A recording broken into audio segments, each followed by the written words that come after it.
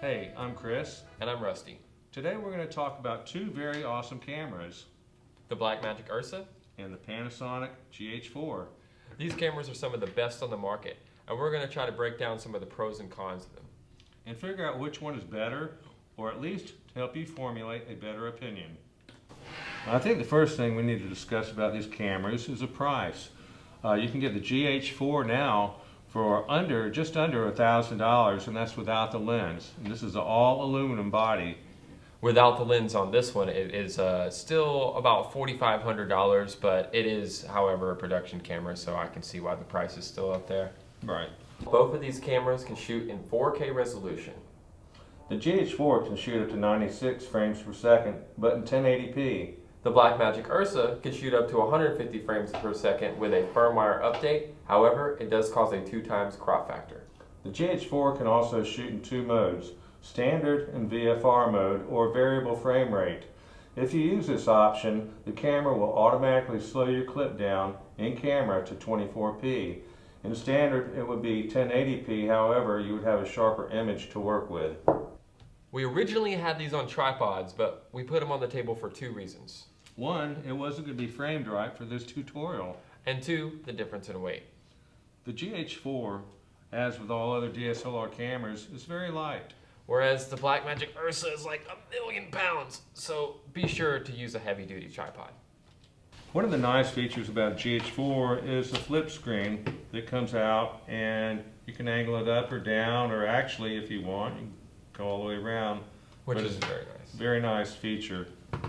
The Ursa has a screen on the outside that can also be used while you're editing. It has a giant 12-inch monitor. No, 10.1 inch. 10.1 inch. Oh. And it also has a monitor here on this side. So you can look from both sides. When it comes to batteries, these two cameras are awesome. The battery life on the Gh4 is approximately 2.5 hours, and it charges with a wall charger. Whereas the Blackmagic can be plugged in with a 12-volt or a docking station, and it lasts up to 1.5 hours approximately with a full charge. When it comes to lenses, the Gh4 will take just about any lens with a proper adapter. And the Blackmagic comes with a EF lens setup, which is compatible with Canon lenses. However, you can get adapters for any of these that can change them to other things as well. To have a red dot you line up. Oh yeah, it does have a red dot. There it is.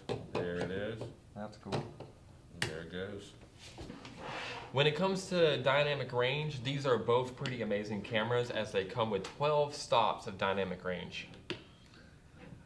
You might even call them the dynamic duo. They're so dynamic. Okay, so with the Blackmagic Ursa, it does come with two audio ports that are integrated into it, XLR, which does make it very nice for taking audio. Not the case on the Gh4. You'd have to use an external audio device unless you wanted to use the internal camera. You'd have to buy an adapter for the bottom, where you could actually use XLR. So two new features that are coming out on a lot of cameras are Zebra and focus peaking. Zebra will allow you to be able to see when you're being overexposed or not, and focus peaking shows these little green lines everywhere showing you where your focus is, instead of having to zoom in all the way and make your focus on your subject. That pretty well covers it, Bob. Right, so this Blackmagic is strictly used for filming and for production, as you can see with the SDI ports for live feed. It can also be used as a still camera, still photography, like most DSLRs. Both of these cameras are pretty awesome cameras. I mean, we like them both. They both have good features. So it just depends on, you want to spend, $1,000 or $4,000. Right. And do you want a camera that's going to shoot video and still pictures? Or are you trying to go for more cinematic? There you go. It's up to you. So thank you guys for watching, and we hope to see more of you.